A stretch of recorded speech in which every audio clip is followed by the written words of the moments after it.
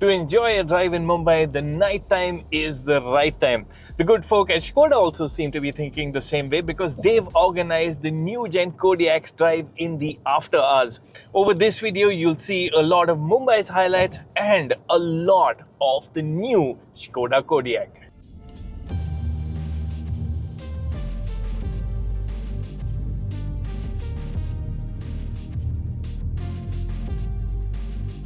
In a nutshell, the Kodiaq is Skoda's relatively large 3-row SUV. It's a big deal for Skoda, with the first-gen model selling over 900,000 units worldwide, 10,000 of which went to buyers in India. Skoda wants to add significantly to the tally with this Gen 2 model. The new Kodiaq is easily identifiable as a Kodiaq, at least when viewed head-on. Styling up front is an evolution with a modern treatment to individual elements. The bonnet is more sculpted and adds visual volume to the front, while you'll also find a larger interpretation of Skoda's traditional octagonal grille. This time around embellished with an LED light strip that flows into the headlight DRLs. The headlights sport a split look here too, with the main cluster up top beautifully detailed. Effective LED lighting is standard, but interestingly, matrix LEDs with more precise light control could be offered in the future. Lower down, there's a neat air intake flanked by air curtains that are among many elements that have helped aerodynamics. I do wish the quest for enhanced aero didn't extend to the wheels. The 18-inch wheels have a concealed look and appear unexciting. Squared out wheel arches are a link to the original model, but it's actually in profile that the Kodiaq's design and styling evolution is most apparent. Where the last one was all about crisp breezes and straight lines, the new Kodiaq surfacing is an interplay of soft contours and well-defined elements.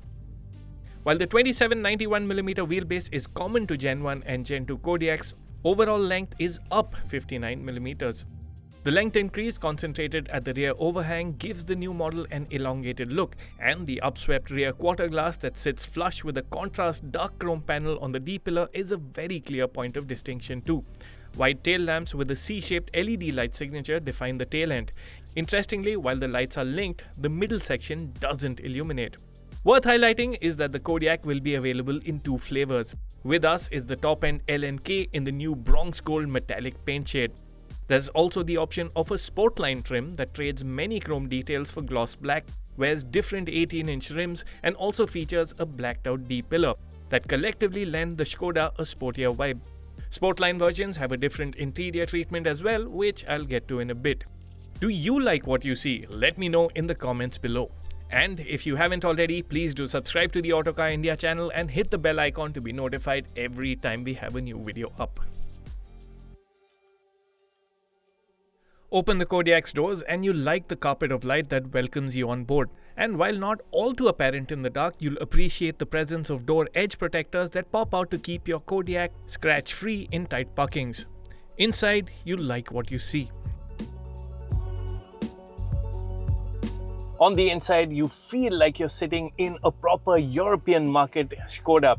Now, there's a certain premiumness to this cabin which is really likable, and that premiumness comes through from a lot of different elements like the padded materials on the dash top, the knurled dials over here, the knurled finish for the AC controls, and just the keen attention to detail. It all adds up to a lot.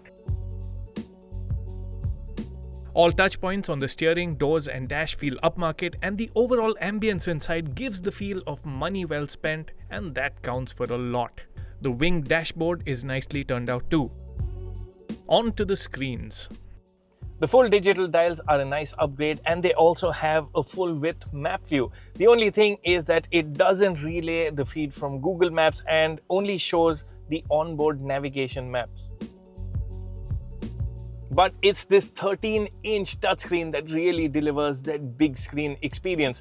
Now, it is a large screen, but it is one of the best of the kind. Now, it packs in a lot of shortcuts within easy access, and a lot of the icons inside are also of a good size, so you really won't have a lot of trouble navigating through this system. There's Apple CarPlay, Android Auto with wireless connectivity, so you're well taken care of there as well. But what makes all the difference is that not all of the features are bundled onto the touchscreen.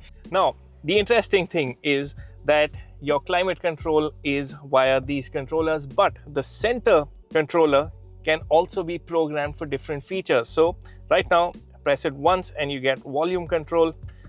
Press it another time and you move to the drive mode selector. Press it another time, you get blower control, and press it a fourth time and you get the air conditioning settings. So it's really nicely done. It's really tactile. To use this feature, you don't have to rely on the touchscreen for everyday functions, and that makes such a big difference to the way you interface with your car. The screen is your display for the decent 360-degree camera and control for functions such as ambient lighting, colors and themes. There's an auto park feature too that will find a suitable parking and steer your car into place. The Kodiaq's cabin is also very well thought out with storage spaces for all manners of odds and ends. Now, the center console in particular is very handy, and that's because there's no gear lever here. There's a gear selector behind the steering wheel, and this means you get a lot of space here. So, 2 USB slots over there. Move this back and you get 2 wireless charging pads here. Roll this back and you get not 2 but as many as 4 cup holders. Skoda has also thoughtfully included a cleaner to wipe away those smudges from your touchscreen. People with OCD will really appreciate this. Then there's another box between the front seats. It's nice and deep and can hold quite a bit. You get 2 glove compartments, and I love that the door pockets are felt lined. It gives that premiumness to the interior, and there's also a small dustbin that's been packed in. Comfort is well taken care of too. The Kodiaq's front seats go really well on comfort. They're large and supportive even for a healthier framed occupant like myself. There's adjustable thigh support. The seats are powered. They get memory functions. There's also seat ventilation for those hot summer days. There's seat heating for those cold winter nights. And there's a massage function as well. And I can tell you the massage feature works really well. Other feature highlights include a panoramic sunroof and a nice sounding 13-speaker Kenton sound system. Here's a quick recap of all the comfort features on board the Kodiaq. Sportline versions are predominantly black inside and feature leatherette and suede upholstery. A 3-spoke steering and sporty front seats with integrated headrests are also unique to the Sportline. A 360-degree camera and auto park are some feature exclusions though. Back to the L&K and onto the middle row seats.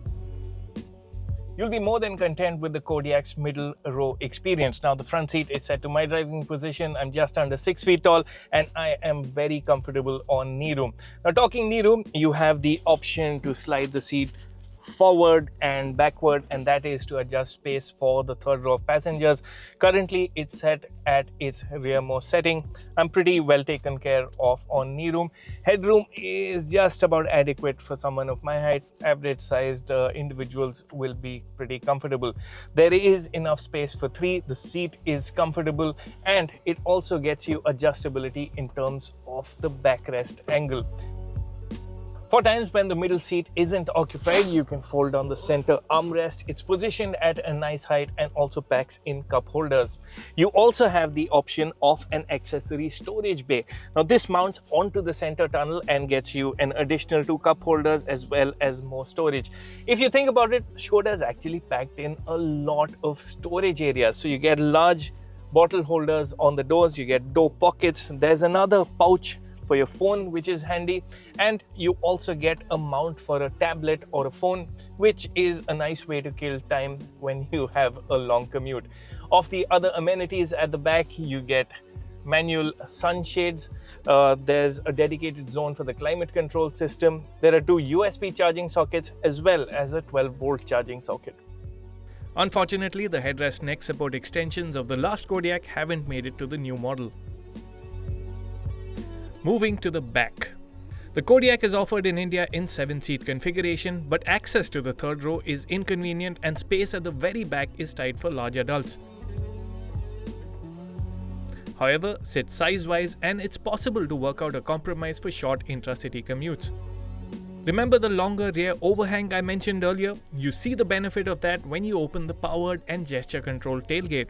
With all seats up, there's 281 litres of luggage space, up 11 litres on the older Kodiaq.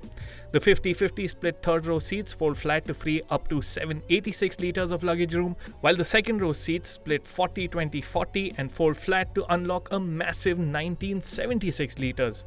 Again, the boot area is well thought out and include holders to keep your luggage in place. Before you ask, there's an enclosure for a space-saver spare tire packaged under the boot floor too.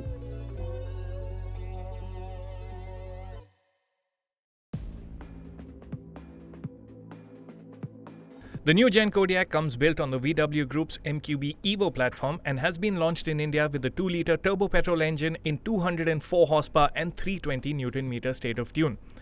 For reference, the older Kodiaq used the engine in 190 horsepower and 320 Nm state. Also in consideration for India is the Kodiaq RS with a 265 HP version of the same petrol engine and a 2-litre diesel. Yes, diesel is a possibility too. However, those are stories for another day. Let's focus on the version you can buy today. The news is good. Now the Kodiaq is a pretty large SUV, but this 2-litre TSI engine, it makes the Kodiaq feel a lot more alert, a lot more alive, and makes it feel smaller than it actually is. The engine is energetic and it makes the Kodiaq feel light on its feet. Press down a bit harder on the accelerator and it's ready with a nice dose of power. The Kodiaq wastes no time to build speed and performance is actually very satisfying. It sounds quite nice while at it. It has this sort of gravelly note at lower revs, but when you build up speed, that note gets a bit throaty and it does make for a pretty nice soundtrack. You see the Kodiaq in its best light on open roads, but slow-moving traffic can reveal some rough edges. The gearbox does tend to feel a bit clunky at low speeds, and that's something we've noted on a whole lot of dual-clutch transmissions. But things do smoothen out as you build speed. The gear selector position behind the steering is easy to get used to. There's a sport mode and you also get paddle shifters for times when you want to take manual control. The Kodiaq comes across as a car that'll do the everyday grind with a smile on its face. It'll do the weekend trip happily, and when you want to indulge in a bit of fun, it'll give you company in that as well. The handling, like any VW Group car, is neat and tidy and safe and secure. All-wheel drive is standard and will be a safety net in poor weather. What the system enables in off-road ability is something we'll test when we get the Kodiaq for a longer duration. The Kodiaq offers 155mm of laden ground clearance, that is with a full load of passengers, so you won't have issues on big speed breakers. As for ride comfort, there is a firmness to the suspension setup and it doesn't quite smoothen out uneven surfaces. But is it a reason for complaint? I wouldn't think so. A thing to bring up is that the new Gen Kodiaq doesn't get damper control, and you can feel the difference when you're driving at higher speeds. There's a bit more vertical movement and it doesn't feel quite as tied down as the last Gen 1 did. At lower city speeds, you'll appreciate the steering's weight. The light steering also makes the Kodiaq feel quite maneuverable and, as a result, easy to live with in the city. The Skoda Kodiaq delivers an ARAI tested fuel economy of 14.86 kpl. It's an improvement over the last model's 12.78 kpl official figure, but fact is you'd be lucky to see double-digit figures in congested city driving. Then again, that's true for most SUVs with large turbo petrol engines. The Skoda Kodiaq has not been rated by Bharat NCAP or Global NCAP as yet, but there's comfort in knowing it's a Euro NCAP 5-star rated car. In terms of safety kit, the Skoda Kodiaq for India packs in 9 airbags, including one between the front passengers. There's ESC, hill descent control, ISOFIX child seat mounts, and more. Unfortunately, there's no advanced driver assistance systems or ADAS, at least for the moment. The Volkswagen Group is working on ADAS for India, but a timeline for rollout of these features hasn't been announced. Skoda hadn't released prices for the Kodiaq at the time of recording this video, but we expect the Sport line to come in at around 45 lakh rupees with the L&K price dearer at 48 lakh rupees ex-showroom. There's not only been a substantial price jump over the last gen model, but it's going to be significantly pricier than the Hyundai Tucson, which is the go-to model in this segment. However, the Kodiaq does go one up on the Tucson as well as its recently launched cousin, the new gen Volkswagen Tiguan, with a third row of seats. The third row isn't great, but brings in a seating flexibility that many buyers will value. The bigger draw is the premium experience the Kodiaq delivers.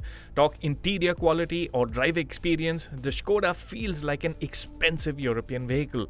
In fact, objectively speaking, the Kodiaq is a more wholesome package than the entry luxury SUV offerings from Mercedes, BMW and Audi. See it in this light and you'll find a compelling proposition in the new gen Skoda Kodiaq.